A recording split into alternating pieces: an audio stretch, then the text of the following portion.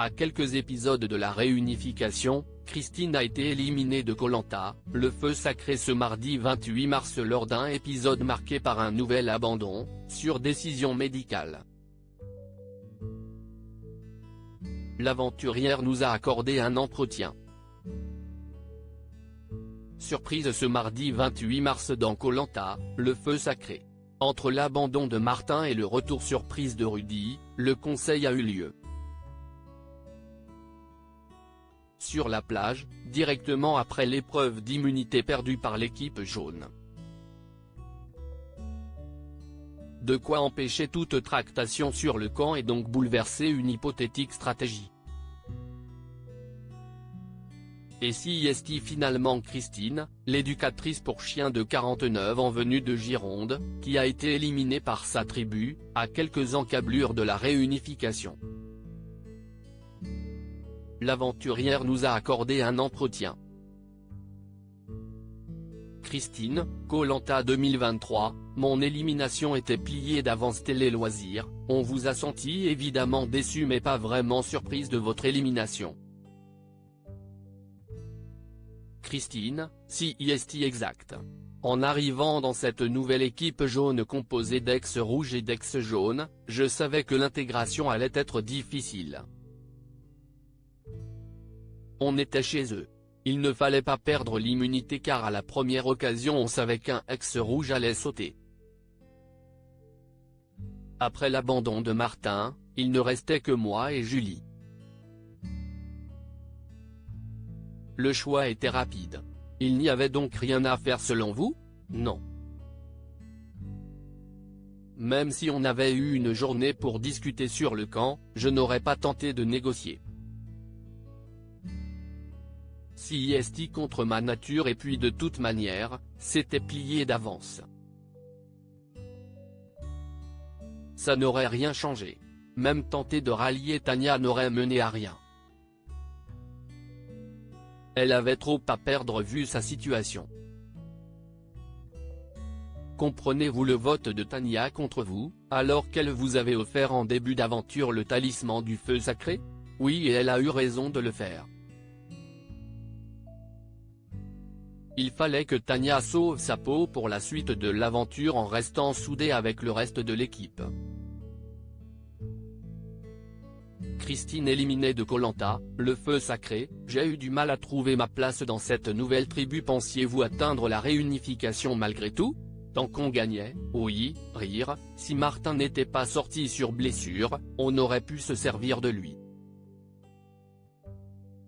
J'aurais pu être sauvé à sa place et ainsi tenir jusqu'à la réunification. Il ne restait plus longtemps à tenir mais ça n'a pas suffi. Dans l'épisode on voit plusieurs aventuriers, dont Laura, critiquer votre comportement sur le camp. Que leur répondez-vous? Je suis surprise de les entendre dire ça. Si est assez paradoxal car en début d'aventure on disait que j'étais une machine et tout le monde me voulait sur son camp.